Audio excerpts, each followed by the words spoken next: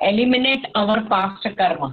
ये पहले भी हमने डिस्कस कर चुके थे कि मंत्र क्या है? It is a sound manifestation of deity जिसकी आप वर्शिप करते हो। तो जब मंत्र के अपने विधि विधान है, मंत्र जब गुरु से मिलता है तो उसके सारे विधि विधान आपको करने की जरूरत नहीं है, गुरु उसको देख लेता है। जब गुरु ध्यान से आप पूरी श्रद्धा से मंत्र करते हो तो गुरु मंत्र देने से पहले आपको दीक्षा देता है। अभी अपने यहाँ दीक्षा के तौर पे तांबा का कड़ा दिया जाता है और चांदी का जॉइंट। तो आज मैं आपको एक शास्त्र बात बताऊं कि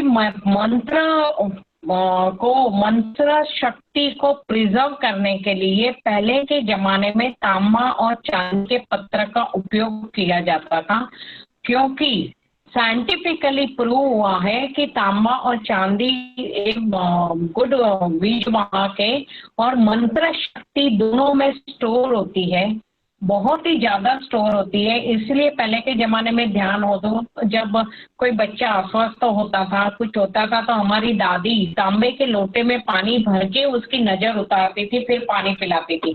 तो वो तांबे में साइंटिफिकली प्रूव हुआ है कि बैक्टीरिया तो 4 घंटे में मर जाते हैं, पर तांबे की भस्म का भी आयुर्वेद में इतना उपयोग है कि वो बॉडी और माइंड को स्वस्थ रखता है। प्लस तांबे और चांदी में दोनों में वो गुण है कि मंत्र शक्ति को स्पीड में वो कंजर्व करता है और नेगेटिविटी को दूर करता है। तो अपने यहाँ तांबा और चांदी का कड़ा के रूप में दीक्षा कर दिया जाती है, रिंग के रूप में। तो ये दीक्षा देने के बाद गुरुवार का नियम रख के जब आप मंत्र चांटेशन जो गुरु ने दिया है वो करते हो तो नेचुरली वो आपकी साधना शुरू हो जाती है और मंत्रों की अग्नि पास्ट संचित कर्मों के बैलेंस को खत्म करने में यस मदद रूप होती है। और अपने यहाँ विधान है मन में हो गुरु मंत्र गुरु सेवा हाथ में।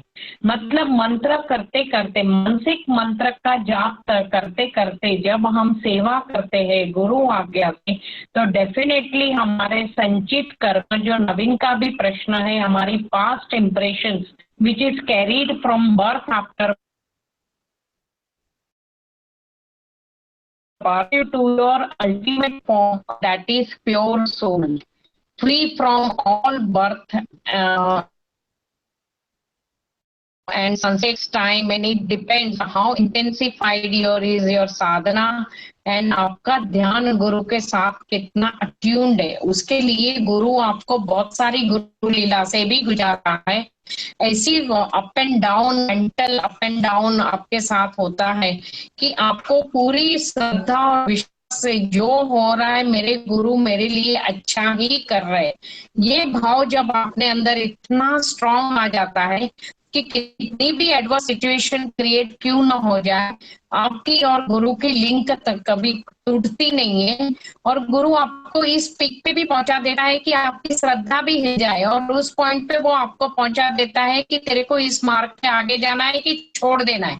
वो फ्री विल भी आपके सामने रख देता है, पर आप बोलते हो कि नहीं मेरे को कुछ भी हो जाए, जीना मरना आपके चरणों में। जब ये आप मुकाम पे पहुंच जाते हो तब गुरु फिर आपको मोक्ष मार्ग पे आगे बढ़ाता है।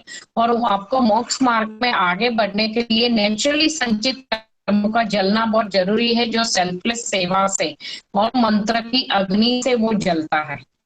और फिर आप जब आगे गुरु ध्यान से कार्य करते हो, आपकी इंडिविजुअल कॉन्शियसनेस गुरु कॉन्शियसनेस में मिल जाती है, तो आगे के संचित कर्म की चेन टूट जाती है और फिर आप मोक्ष मार्ग पे आगे बढ़ते हो, क्योंकि आगे संचित कर्म बन ही नहीं रहा है। तो आपके जैसे कर्म समाप्त हुए आप मोक्ष मार्गी हो गए। तो इसलिए मोक्ष का डेफिनेशन क्या है? आपकी इच्छाएं बाकी रह गई, आपका संचित कर्म बाकी रह गया और मृत्यु हो गई, आपकी सांस पूरी हो गई तो वो मृत्यु है। पर आपकी इच्छाएं समाप्त हो गई, सारे संचित कर्म समाप्त हो गए, सांस बाकी है तो मोक्ष है। कितना ब्यूटीफुल डेफिनेशन है मृत्यु और मोक्ष का, क्या डिफरेंस है। I think it is very clear.